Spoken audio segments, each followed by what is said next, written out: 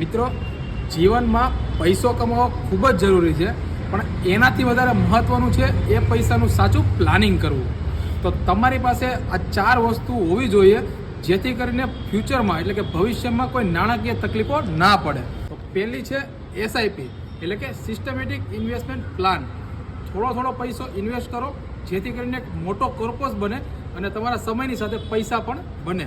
બીજું છે mutual fund. તો પૈસાને ડાયવર્સિફિકેશન કરો અને એક એક્સપર્ટની સલાહ લઈને સારી જગ્યાએ પૈસાને ઇન્વેસ્ટ કરો, જેથી કરીને ફ્યુચરમાં તમને પૈસો કામ લાગે. ત્રીજું છે હેલ્થ ઇન્સ્યોરન્સ.